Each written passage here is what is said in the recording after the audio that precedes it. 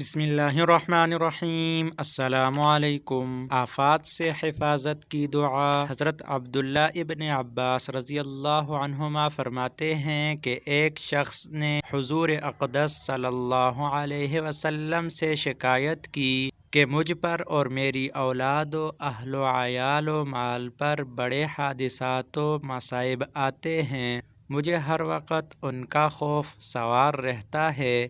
آپ صلی اللہ علیہ وسلم نے اس سے فرمایا، جب صبح ہو تو یہ پڑھو، مصائب نہیں آئیں گے۔ بسم اللہ علی نفسی و اہلی و مالی۔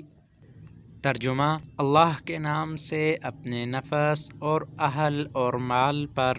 چند دن کے بعد یہ آئے، آپ صلی اللہ علیہ وسلم نے دریافت فرمایا کہ اب کیا حال ہے؟ وہ کہتے ہیں کہ اس اللہ کی قسم جس نے آپ کو مبعوث فرمایا ہے، میرا سارا خوف دور ہو گیا ہے۔ اللہ تعالی ہمیں سنت اعمال کے مطابق زندگی گزارنے کی توفیق نصیب عطا فرمائیں۔